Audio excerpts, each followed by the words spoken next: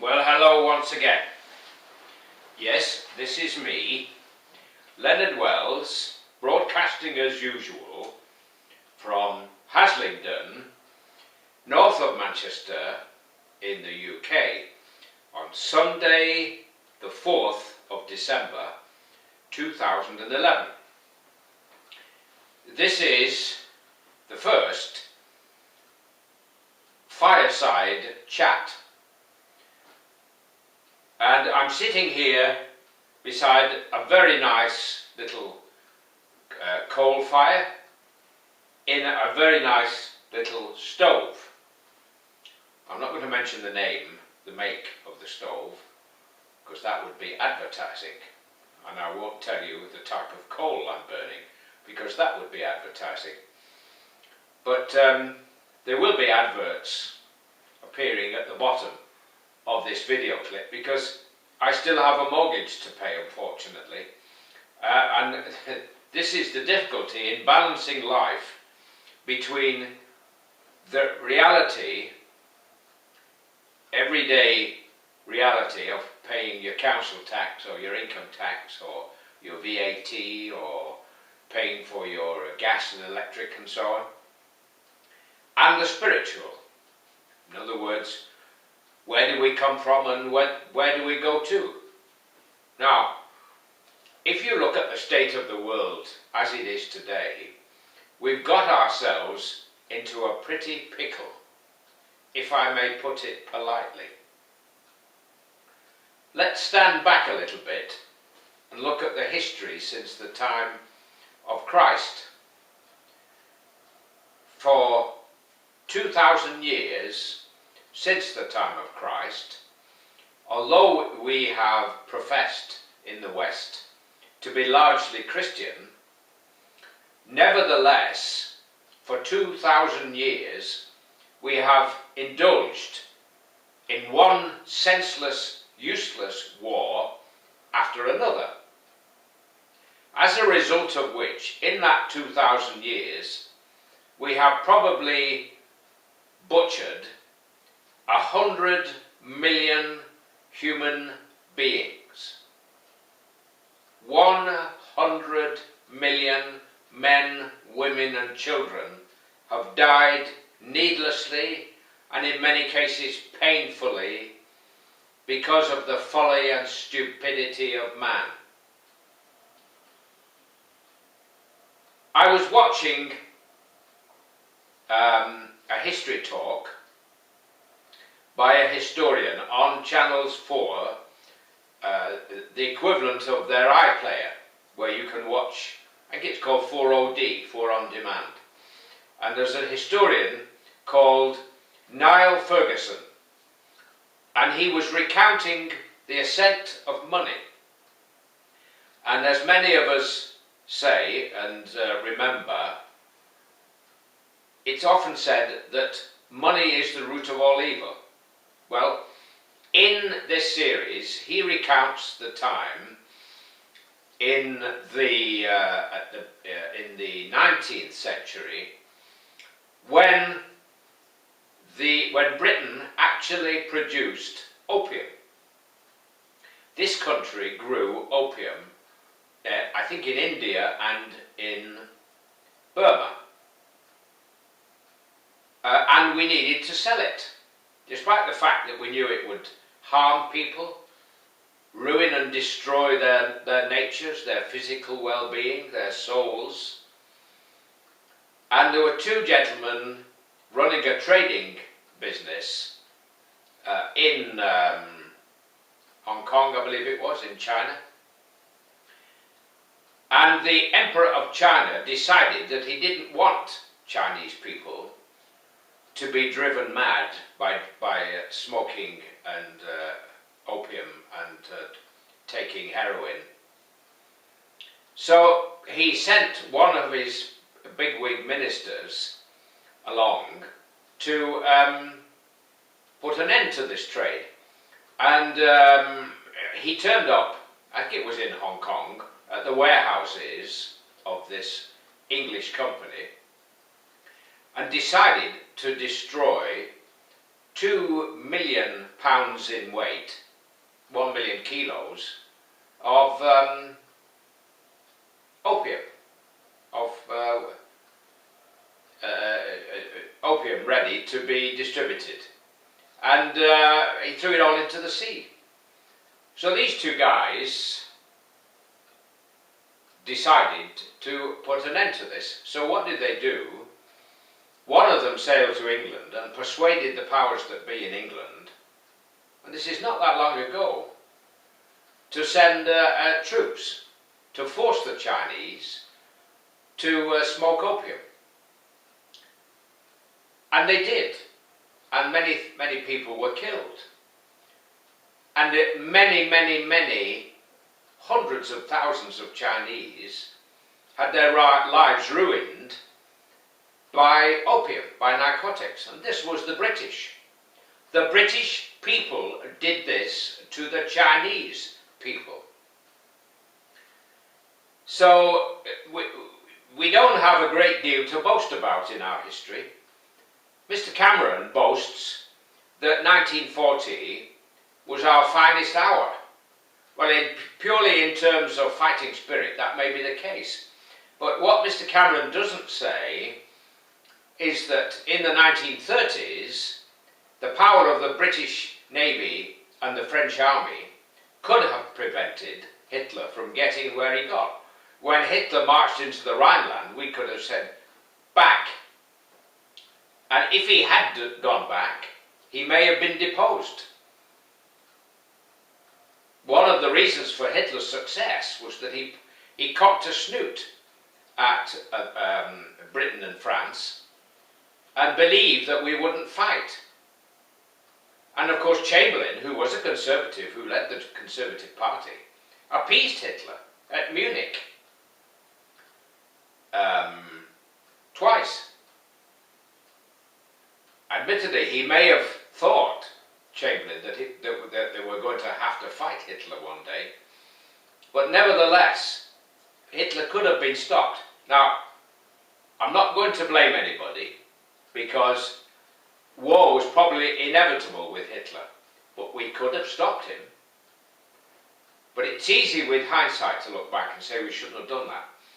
Now, if you think about the state of affairs in the world today, to my mind, it is largely because we've stopped thinking about and believing in God. We've become very clever at playing games with money.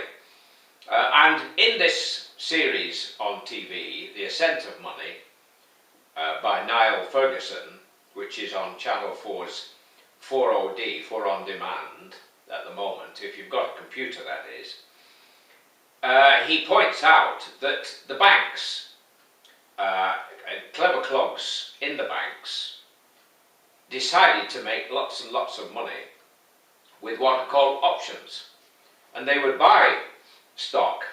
Well, in fact, they wouldn't even buy it. They would sell options to buy stock. So they didn't even have to hold the stock.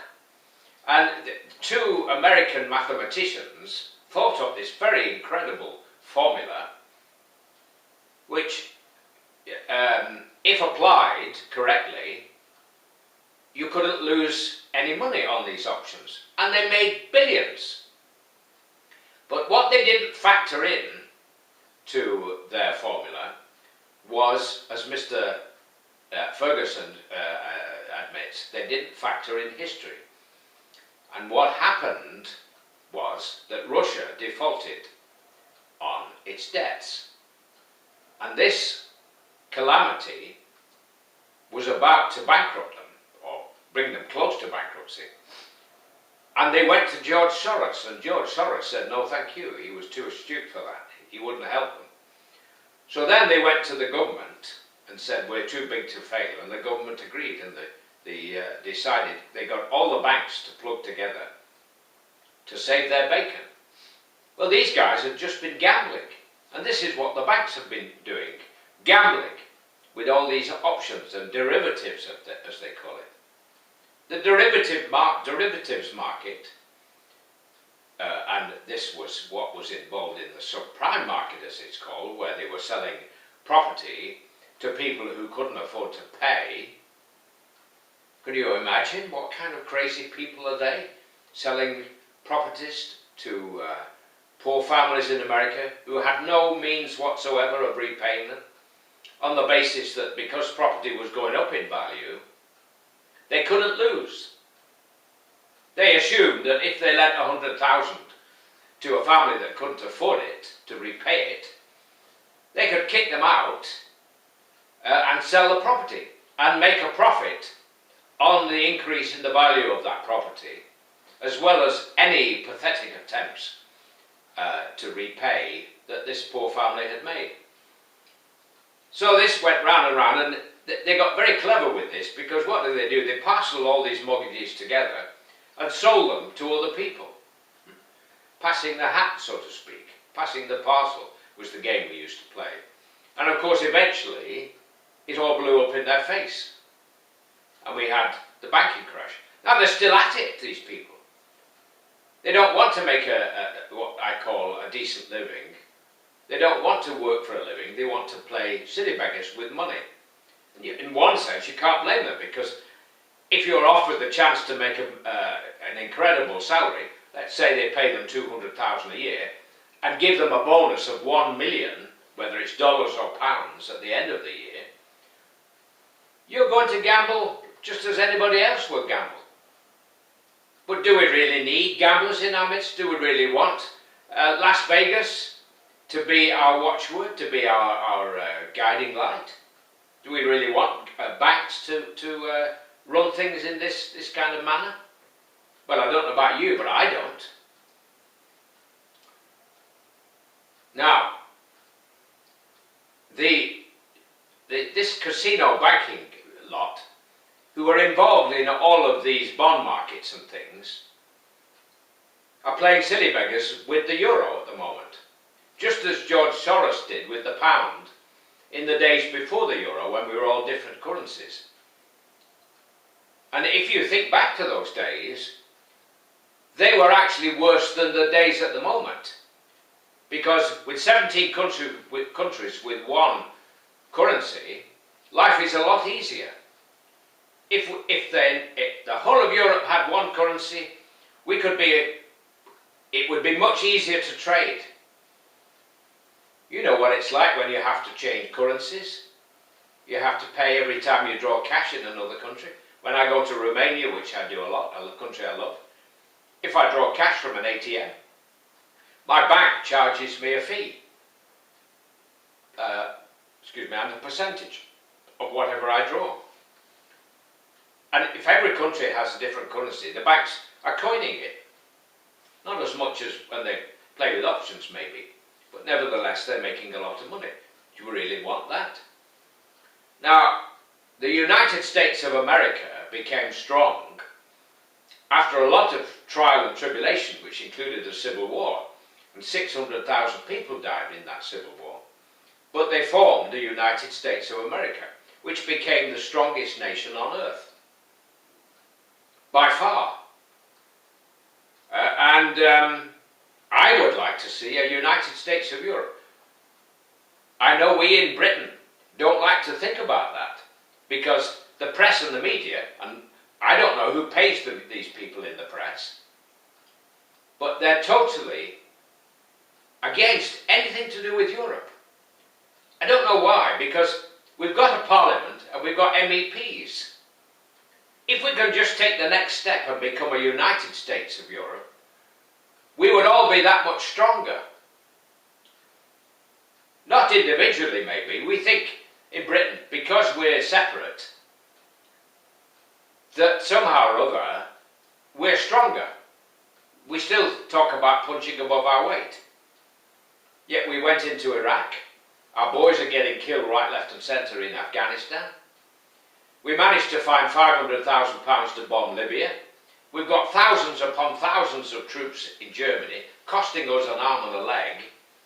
What the hell for, I don't know. And in Cyprus. And down in the Falklands.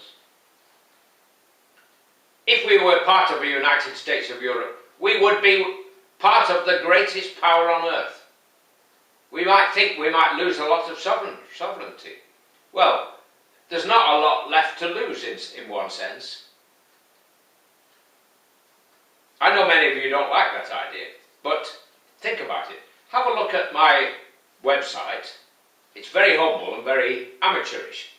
www.useurope.eu. .eu, not .co or .org. www.useurope.eu. Thank you. So those are my reflections by the fireside. I can assure you it is delightful to sit by a fire. Much more homely, as I call it, than having just turning up the thermostat and having the central heating come on. And the reason I've lit this fire is because my gas company decided to bankrupt me by doubling the price of gas. For this tiny one-bedroom house, they wanted me to pay £82 or something like €100 or 120 US dollars a month just for gas. Well, they can sling their hook. I don't care if it costs me twice as much for coal. I won't pay those extortionate charges. I bet when they made the decisions to put these prices up, they were all sitting in a nice warm office somewhere. And I doubt very much that any of the board members of any of the power companies have difficulty paying their bills, the kinds of salaries they will get. But most pensioners in this country get a pension of something like £140 a week. £140 a week. And many of those people don't get any other kind of pension whatsoever. Now, people who work for local authorities seem to think, and they believe, and they receive another pension which is even bigger than that, and a lump sum on retirement.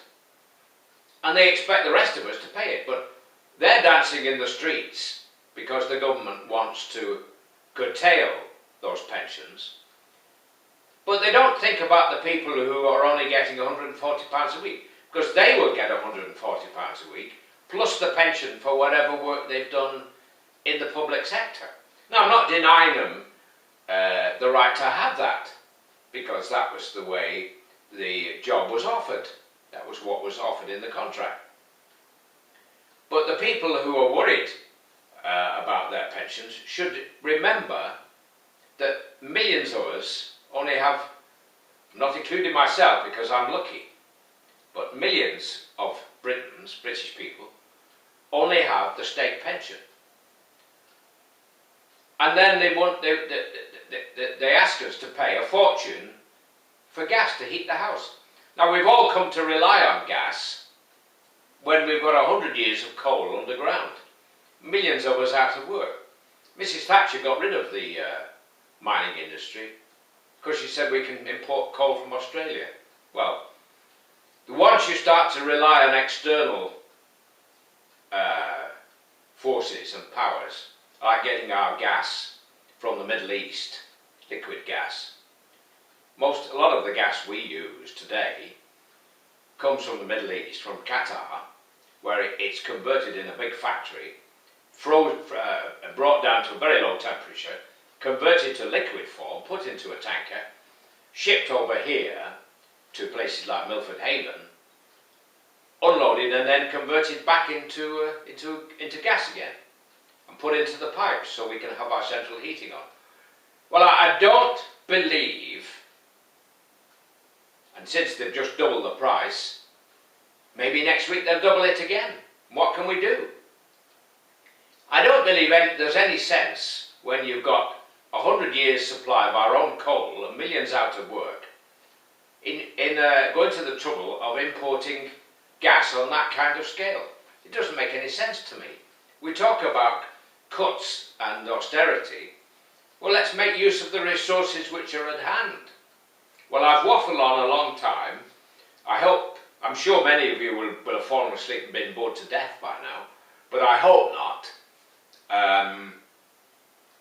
This will be on YouTube within the hour.